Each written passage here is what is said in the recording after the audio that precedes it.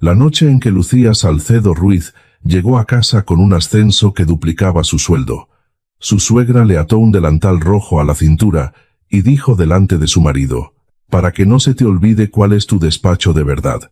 Javier Montalvo Sanz se rió.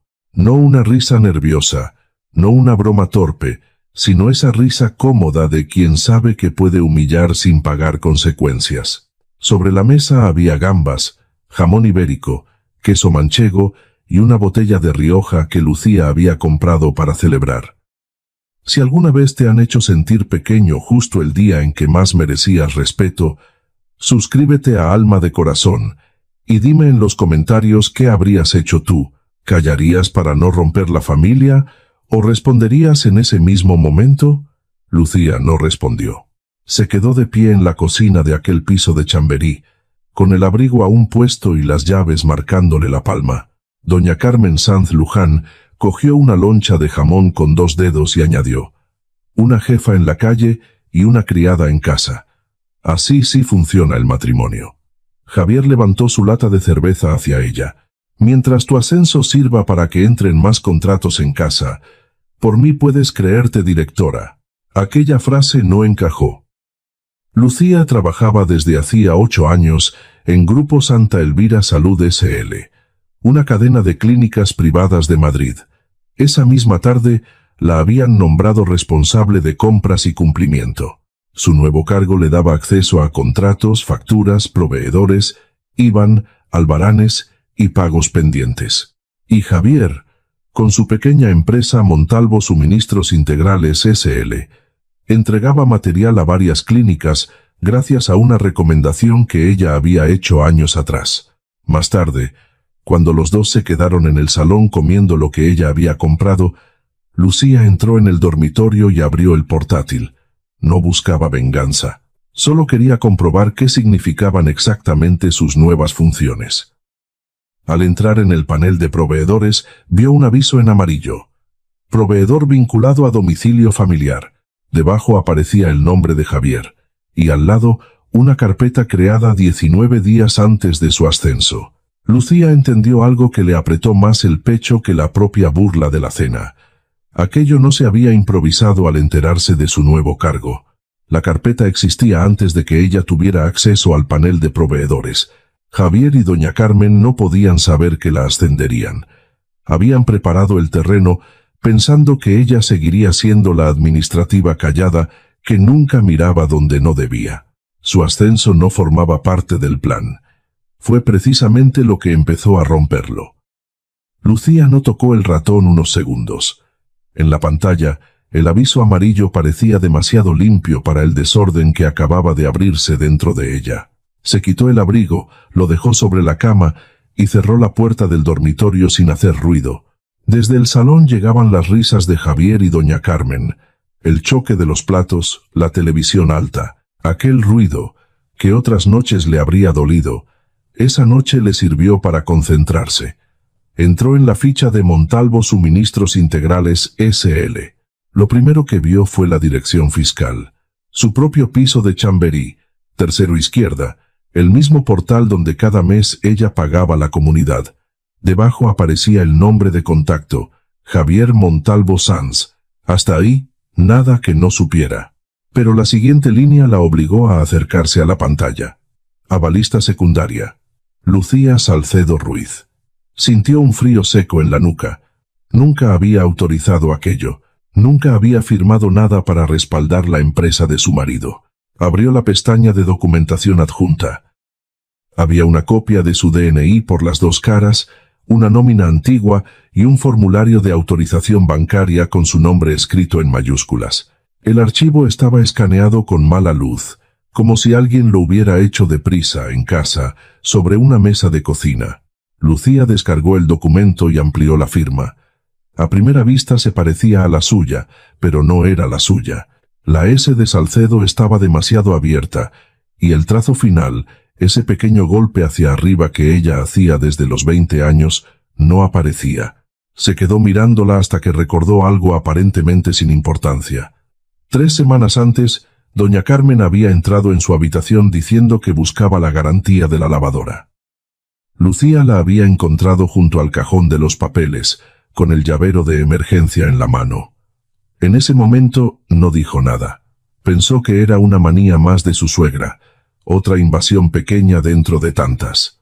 Ahora esa escena regresaba con otro peso. Lucía abrió la carpeta de facturas. Había entregas de sábanas para la clínica de Chamartín, uniformes para fisioterapeutas, gel hidroalcohólico, guantes, material de limpieza. Todo parecía ordinario hasta que empezó a comparar cantidades. Una caja de guantes figuraba a un precio casi triple. Las sábanas aparecían entregadas 2 veces en la misma semana. Un lote de uniformes constaba como recibido por una empleada que llevaba de baja médica desde septiembre. Cogió una libreta del bolso y empezó a anotar números, fechas, nombres. No quería fiarse de la rabia. Necesitaba hechos. Cada vez que encontraba una diferencia, hacía una captura, guardaba el PDF y lo copiaba en una carpeta nueva del escritorio. La llamó Revisión Proveedores, aunque sabía que aquello ya no era una revisión. En el salón Javier gritó: «Lucía, ¿no vienes? Se va a acabar el jamón». Doña Carmen añadió: «Déjala, estará firmando decretos». Lucía no respondió. Abrió los albaranes. En 3 de ellos aparecía otra vez una firma parecida a la suya, pero más torpe, más apretada, como escrita por alguien que copiaba sin entender. En la esquina inferior, un sello digital marcaba la fecha de su vida, 19 días antes de su ascenso. No era una improvisación. Alguien lo había preparado antes de que ella tuviera el cargo. Entonces, vio el último archivo de la lista. Se titulaba Adelanto Noviembre Urgente. Al abrirlo, el estómago se le encogió. Montalvo Suministros solicitaba un pago anticipado de 18.700 euros para la mañana del lunes. Lucía leyó 2 veces la solicitud de adelanto. No era una factura más inflada, ni un error de cantidades escrito con prisas. El documento pedía 18.700 euros para Montalvo Suministros Integrales S.L., con pago programado para el lunes a primera hora, bajo el concepto de material sanitario entregado en la clínica de rehabilitación de Retiro. Se levantó de la silla y fue hasta la ventana. En la calle Chamberí seguía igual. Una pareja salía del bar de la esquina, alguien bajaba la basura en zapatillas, el ascensor viejo del edificio gemía detrás de la puerta. Todo parecía normal. Eso fue lo que más le pesó. Su vida podía estar rompiéndose mientras el barrio seguía respirando como cualquier viernes. Volvió al portátil y abrió el calendario interno de mantenimiento. Buscó la clínica de Retiro. Allí estaba, marcado en rojo, cierre temporal por reforma eléctrica del 3 al 17 de noviembre. Sin recepción, sin consultas, sin servicio de fisioterapia. Lucía comparó las fechas. Según el albarán de Javier, la entrega se había realizado el día 9, a las 11:40 de la mañana. Sintió un nudo limpio, casi frío, en el estómago. No había rabia todavía. Había una claridad incómoda. Si la clínica estaba cerrada, nadie podía haber recibido aquel material. Abrió el albarán y revisó el nombre de la supuesta receptora, Nuria Campos. Lucía conocía a Nuria de varias llamadas internas, una mujer discreta, de las que resolvían sin levantar la voz. Dudó unos segundos antes de buscar su número en la agenda corporativa. Era tarde, pero no tanto. Marcó desde su móvil personal y caminó hasta el baño para que no la oyeran desde el salón. Nuria contestó al tercer tono, con la voz cansada. «Lucía, ¿pasa algo? Perdona la hora. Necesito confirmar una entrega en Retiro. Es importante». Hubo un silencio breve. Luego Nuria bajó la voz. «¿Entrega? Lucía, Retiro está cerrado. Estoy cubriendo turnos en Chamartín desde hace una semana». Lucía apoyó una mano en el lavabo. «¿Firmaste algún albarán el día 9? Imposible. Ese día estaba en casa con mi hija. Tenía permiso por pediatra. ¿Por qué?» Lucía cerró los ojos un instante. Ya no era una sospecha. Era una mentira con fecha, nombre y firma. «No hagas nada, por favor», dijo. «Si alguien pregunta, tú no has hablado conmigo». Nuria entendió sin preguntar más. Guarda todo, y ten cuidado. Al colgar, Lucía se miró en el espejo del baño. Todavía llevaba una marca leve en la cintura donde doña Carmen le había apretado el delantal rojo. Se la tocó con los dedos, no por dolor, sino por memoria. Media hora antes se reían de ella por ser jefa. Ahora esa misma jefatura la había llevado hasta una factura falsa. Regresó al dormitorio y empezó a ordenar pruebas. No imprimió nada. Sabía que la impresora del salón hacía ruido y que Javier podía entrar en cualquier momento. Creó una carpeta cifrada. Guardó capturas del calendario de cierre, el albarán, la solicitud del adelanto, la ficha de proveedor, la supuesta firma de Nuria y la autorización bancaria con su propio nombre. Después, copió todo en un USB pequeño que llevaba en el neceser del bolso. A las 0:47 escribió a Marta Ibáñez, directora financiera. Marta, he detectado una solicitud de adelanto de 18.700 euros vinculada a Montalvo Suministros. Hay indicios de documentación falsa y conflicto familiar. Necesito activar protocolo de proveedor fraudulento. No esperaba respuesta hasta la mañana siguiente, pero el móvil vibró 2 minutos después. No toques nada más. Mañana a las 8, en mi despacho. Trae pruebas, y no lo hables en casa. Marta no esperó a la reunión para actuar. Conocía demasiado bien los plazos bancarios, y sabía que un pago programado para el lunes podía dejar rastro. Pero también podía escapar del control si alguien lo validaba de madrugada. Activó un bloqueo preventivo limitado a Montalvo Suministros, solo sobre pagos pendientes y accesos de proveedor, hasta revisar la documentación con el abogado de la empresa. No era una acusación formal todavía. Era una medida de seguridad. Pero para Javier, al despertar, se sentiría como si le hubieran cerrado el grifo de golpe. Lucía leyó el mensaje varias veces. Por primera vez en toda la noche, sintió miedo. No de perder a Javier. Eso, de algún modo, ya lo estaba perdiendo. Sintió miedo de descubrir hasta dónde habían llegado usando su nombre. Apagó el portátil, escondió el USB dentro del forro roto de un bolso antiguo y abrió la puerta del dormitorio. En el salón, Javier estaba sirviéndose el último vaso de Rioja. Doña Carmen recogía las migas de la tarta con el dedo. Él la miró con una tranquilidad extraña y dijo: «No te preocupes, mañana esto se arregla solo». Lucía durmió poco y mal. A las 6:30 ya estaba despierta, sentada en el borde de la cama, con el bolso antiguo sobre las rodillas y el USB escondido todavía en el forro roto. No abrió el portátil. Recordó el mensaje de Marta y obedeció. No tocar nada más. Solo se duchó, se recogió el pelo con una pinza negra y eligió el blazer azul marino que había comprado en rebajas el invierno anterior. Necesitaba parecer serena antes de sentirse serena. En la cocina preparó café con leche y una tostada con aceite. El piso estaba en silencio, pero no en paz. Sobre la mesa seguían los restos de la noche anterior.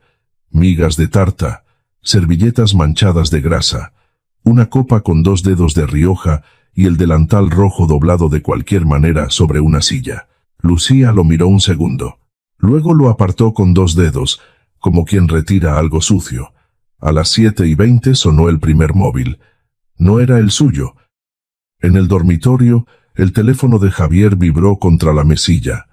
Una vez, 2, 3. Después otro sonido, más seco, de notificación bancaria. Lucía no se movió. Tomó su café despacio, mientras escuchaba el colchón crujir y un insulto ahogado detrás de la puerta. Javier salió descalzo, con el pelo revuelto y la camiseta de dormir arrugada. Llevaba el móvil en la mano. La cara aún tenía sueño, pero los ojos ya estaban abiertos del todo. ¿Tú sabes algo de esto? Lucía dejó la taza en el fregadero. Buenos días. Buenos días, no. Me han llamado de la gestoría 5 veces. El banco ha retenido un pago. Santa Elvira ha suspendido mi acceso de proveedor. Miró la pantalla, tragó saliva y añadió más bajo. Y la tarjeta de empresa no pasa. Doña Carmen apareció en el pasillo con la bata mal cerrada. ¿Qué dices de la tarjeta? Javier no le contestó. Seguía mirando a Lucía, como si la respuesta estuviera escrita en su cara. ¿Qué has hecho?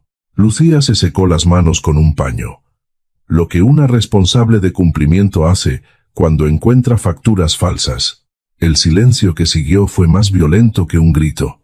Javier parpadeó, primero sorprendido, luego furioso. Doña Carmen dio un paso adelante, apoyándose en el marco de la puerta. «Cuidado con lo que dices, niña». Lucía abrió el bolso y sacó una carpeta fina con copias impresas. La ficha de proveedor, la autorización bancaria, el albarán de retiro y la solicitud de adelanto. No estaban todos los documentos, solo los suficientes para que entendieran que no hablaba por intuición. Javier alargó la mano de golpe. «Dame eso». Lucía retiró la carpeta antes de que la tocara. «No, hay copias». «¿Copias de qué? Esto es una empresa familiar. Son ajustes normales, Lucía. Tú no entiendes cómo funciona la calle. Entiendo que Retiro estaba cerrado el día que dijiste haber entregado material.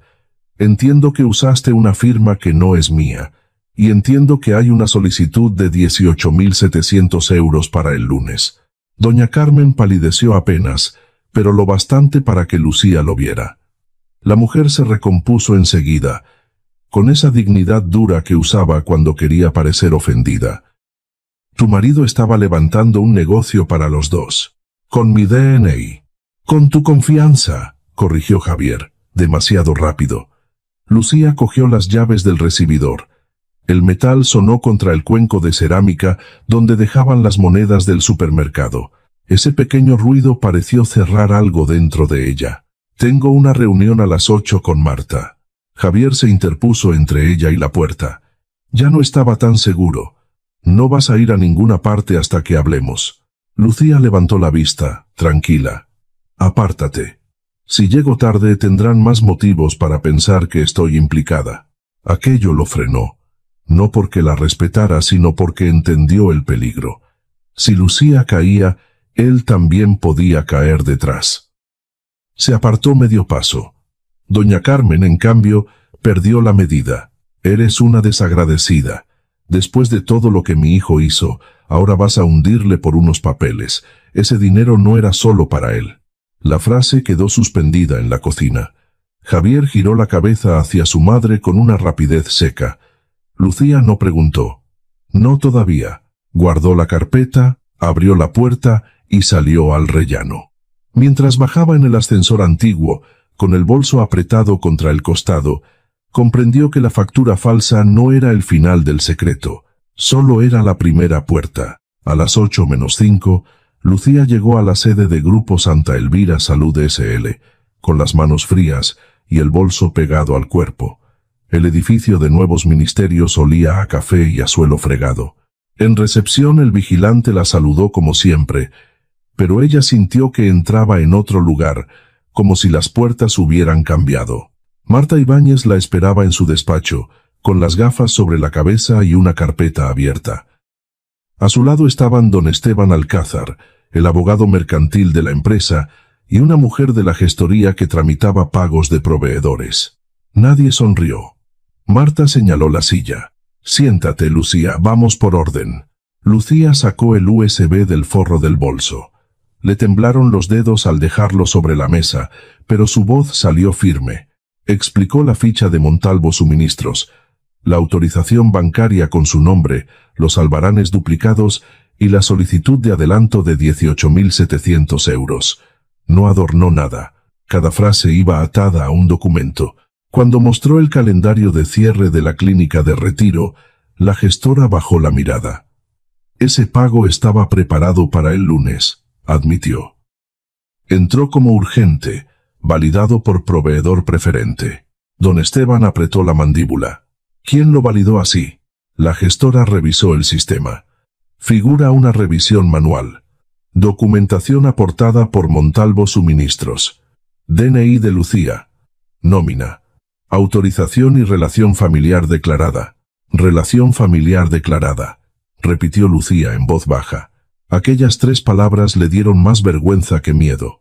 Alguien había convertido su matrimonio en una garantía administrativa. Marta se inclinó hacia ella.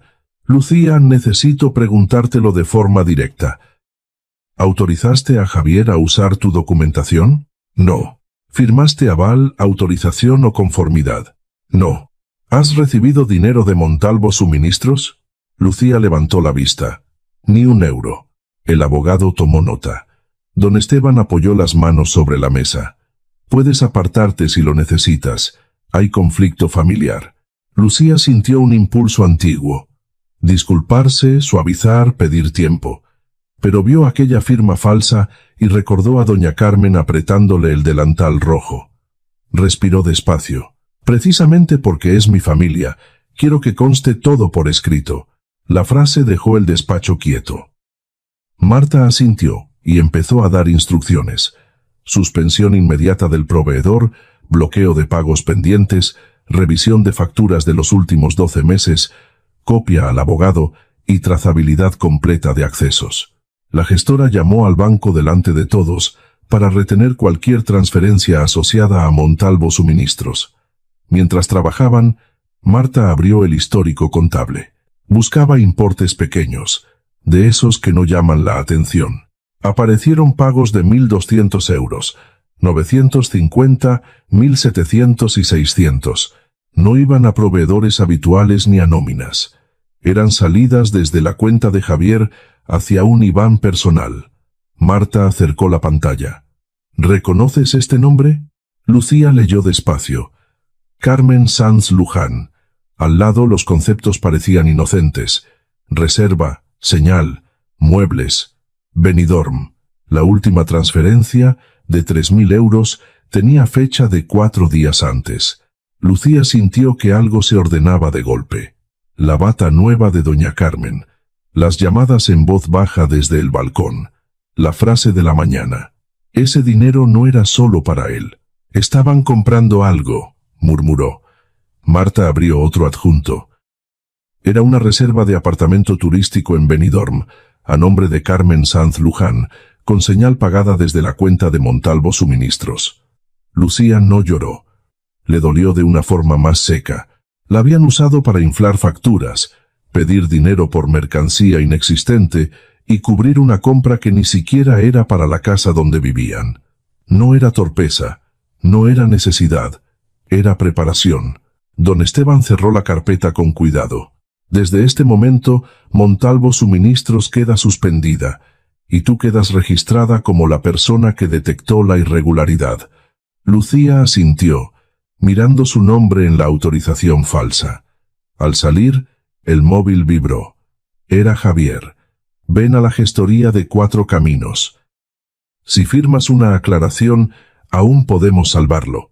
Lucía leyó el mensaje de Javier en el pasillo de la oficina, junto a la máquina de agua.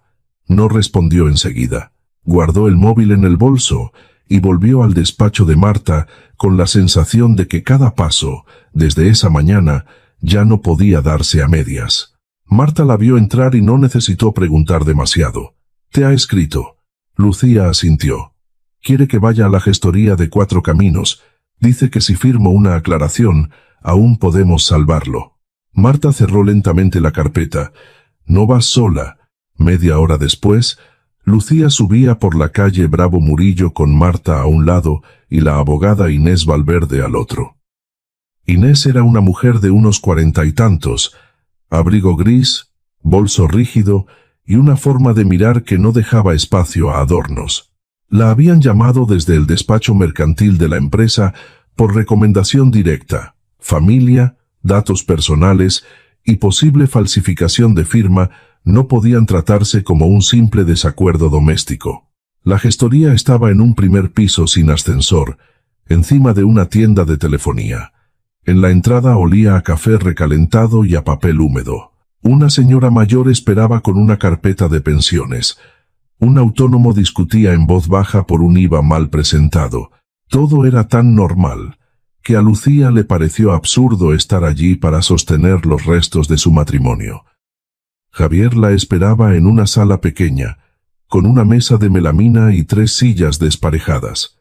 Llevaba vaqueros, una camisa mal abrochada y la barba sin arreglar. Doña Carmen estaba a su lado, muy recta, con el bolso sobre las rodillas como si aquello fuera una visita al médico y no el borde de un precipicio. Sobre la mesa había un documento de 2 páginas y un bolígrafo azul colocado encima. Al ver a Marta y a Inés, Javier perdió un poco de color. ¿Hacía falta traer escolta? Lucía dejó el bolso en el respaldo de una silla. Hacía falta venir bien acompañada. Javier empujó el papel hacia ella. Lee, es solo una aclaración. Pone que sabías que yo usaba algunos documentos tuyos para agilizar trámites. Nada más. Con eso Santa Elvira entiende que no hubo mala fe. Se desbloquea el pago y luego lo arreglamos en casa. Doña Carmen inclinó la cabeza hacia Lucía. Firma, hija. A veces una mujer tiene que ayudar a su marido aunque no le guste cómo se han hecho las cosas. Lucía no tocó el bolígrafo. Inés Valverde sí tomó el documento.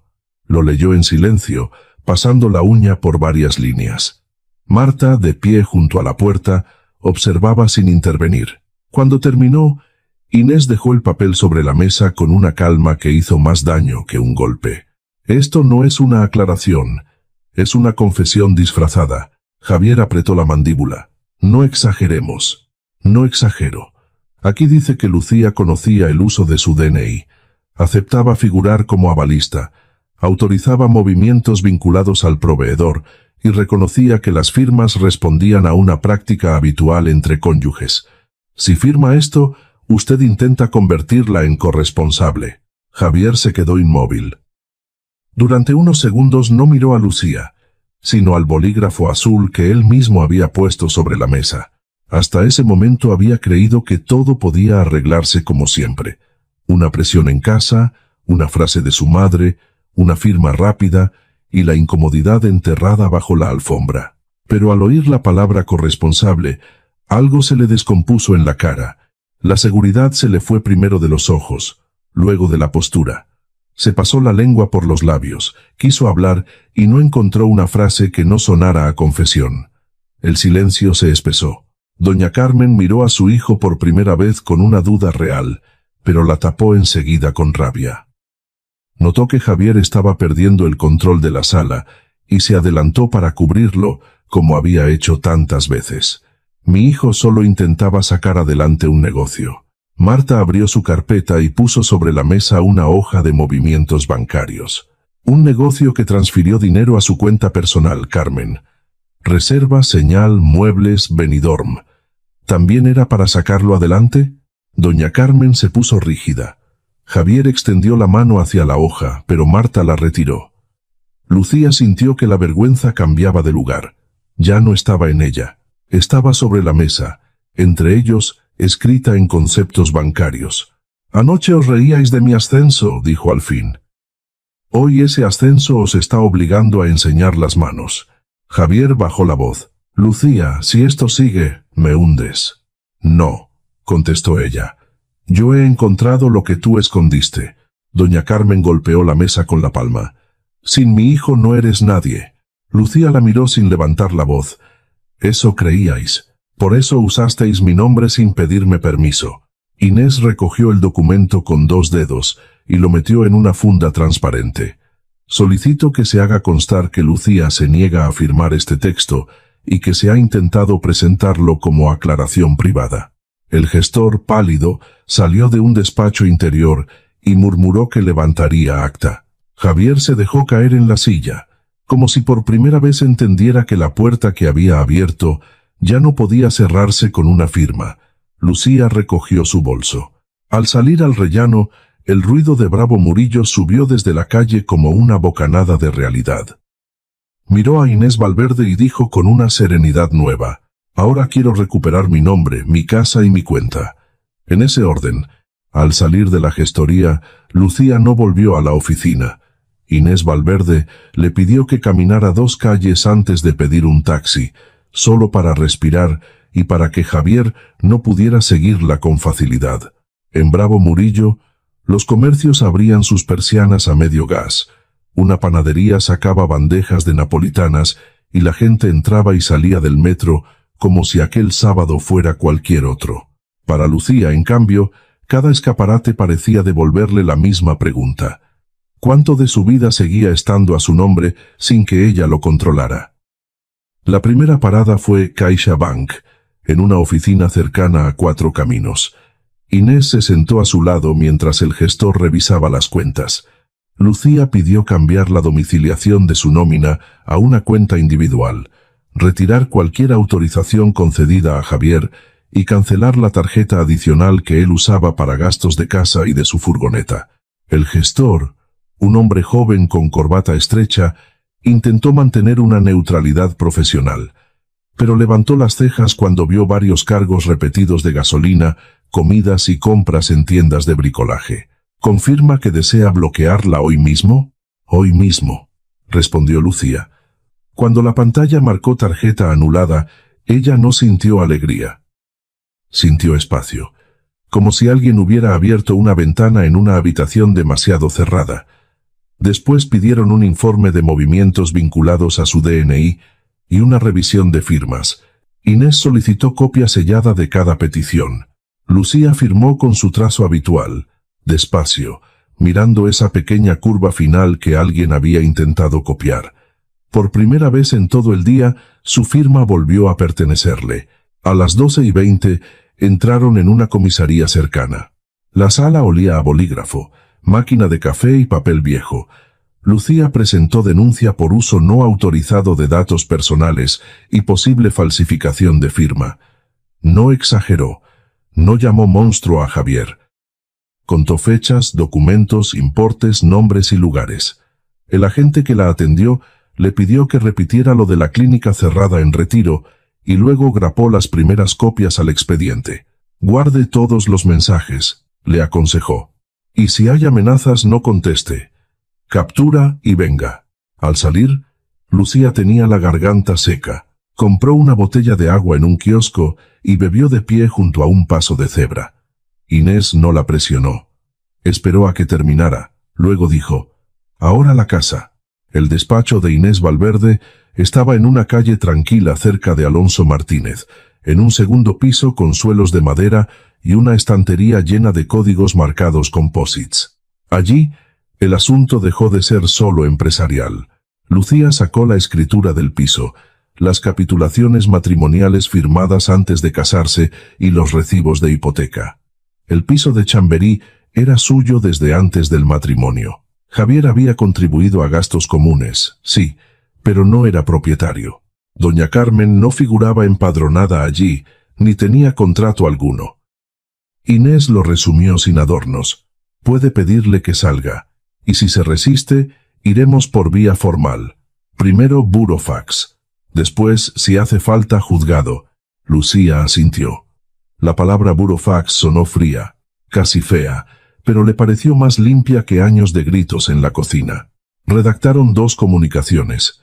Una para Javier, exigiendo que abandonara la vivienda y dejara de usar sus datos, tarjetas o documentos. Otra para doña Carmen, recordándole que no tenía derecho de residencia en el piso y que debía volver a su domicilio de Valladolid. También prepararon la demanda de divorcio. Cuando Lucía regresó a Chamberí, ya era de noche. Subió por el ascensor antiguo con una carpeta nueva bajo el brazo. Javier estaba en el salón, pálido, mirando el móvil. Doña Carmen permanecía en el sofá, envuelta en una manta, como si la ofendida fuera ella. Lucía dejó los documentos sobre la mesa. Esto es el divorcio. Esto es la denuncia. Y esto, la copia de los burofaxes que mi abogada ha enviado esta tarde. Javier abrió la boca pero no encontró la frase. El teléfono le vibró otra vez. Banco, gestoría, alquiler de furgoneta. Todo llegaba al mismo tiempo. Doña Carmen se levantó temblando de rabia. «Destruyes una familia». Lucía la miró sin apartarse. «No. Solo he dejado de dejar que esta familia me destruya a mí». Entonces sonó el timbre del portal. Lucía no se movió de inmediato. Miró a Javier, luego a doña Carmen, y supo por sus caras que ellos también habían entendido que esa noche ya no iba de gritos, sino de papeles. El timbre del portal no era la policía ni un vecino curioso. Era el repartidor de correos con 2 burofaxes certificados, enviados aquella misma tarde desde el despacho de Inés Valverde. Lucía abrió el portal, pero no firmó. Se apartó a un lado cuando el cartero subió, y preguntó por Javier Montalvo Sanz y Carmen Sanz Luján. Javier dudó antes de coger el bolígrafo. Tenía la mano rígida, como si firmar su propio nombre pesara más que cualquier discusión de aquella casa. Doña Carmen intentó decir que no aceptaba nada, pero el cartero, acostumbrado a escenas peores, solo respondió: si rechaza la entrega también queda constancia. Al final firmaron los dos. Cuando los sobres quedaron sobre la mesa, ya no había gritos que pudieran deshacer lo que estaba escrito. Los días siguientes fueron incómodos, pero no dramáticos. Javier recogió ropa, herramientas y papeles de la furgoneta en cajas de supermercado. Sin Santa Elvira, Montalvo Suministros se quedó sin su único contrato estable. La empresa le canceló el acceso como proveedor, retuvo los pagos pendientes y abrió una reclamación para recuperar los importes irregulares. La cuenta donde Javier esperaba los 18.700 euros quedó bloqueada. La tarjeta de empresa dejó de funcionar y la furgoneta volvió a la empresa de renting porque ya no podía pagarla. Aquella mañana no perdió solo un ingreso. Perdió el negocio que usaba para sentirse superior a Lucía. Perdió el dinero que creía asegurado y perdió la mentira que le mantenía de pie. Los repartidores dejaron de llamarle jefe. La gestoría dejó de cubrir sus prisas y cada llamada del banco le recordaba que el nombre de Lucía ya no estaba disponible para salvarle. La denuncia siguió su curso, suficiente para dejar constancia de que Lucía no había participado. Carmen volvió a Valladolid con una maleta rígida y la mirada clavada en el suelo. Antes de irse murmuró que aquello no acabaría así, pero nadie la siguió por el pasillo. El divorcio tardó unos meses. No fue limpio ni amable, pero tampoco eterno. Javier firmó un acuerdo. No usaría datos, tarjetas ni documentos de Lucía. Renunciaba a cualquier derecho sobre el piso y aceptaba salir de su vida con más vergüenza que dinero. Ella no celebró, solo respiró. Una mañana de abril, Lucía abrió las persianas del piso de Chamberí y dejó entrar una luz clara sobre la cocina. Lavó la taza de café, tiró recibos viejos, cambió la cerradura y metió el delantal rojo en una bolsa para donar. En Grupo Santa Elvira, meses después, la nombraron directora de compras y cumplimiento. Aún así, lo que más la sostuvo no fue el cargo, sino volver a casa sin miedo. Esa noche, Madrid sonaba detrás de los cristales.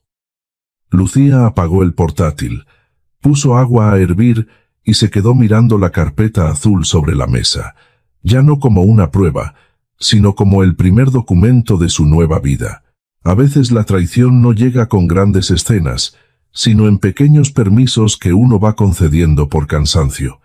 Una burla que se deja pasar, una llave que no se pide de vuelta, una cuenta que otro usa por comodidad, una humillación disfrazada de broma familiar. Lucía no recuperó su dignidad porque gritara más fuerte. La recuperó cuando dejó de dudar de lo que veía. La confianza es hermosa, pero no puede pedirnos que cerremos los ojos. Amar no significa entregar el nombre, la firma, la casa y la paz a quien no sabe respetarlos. Y la justicia muchas veces no aparece como un castigo espectacular. A veces llega en forma de copia sellada, de cuenta bloqueada, de una puerta que por fin se cierra por dentro. Después de una traición, no siempre se sale intacta. Se sale distinta, más prudente, quizá más silenciosa, pero también más despierta. Lo importante es no permitir que el daño nos convierta en alguien cruel, ni que la vergüenza nos haga quedarnos donde ya no hay amor. Lucía no perdió una familia. Recuperó el derecho a no perderse a sí misma.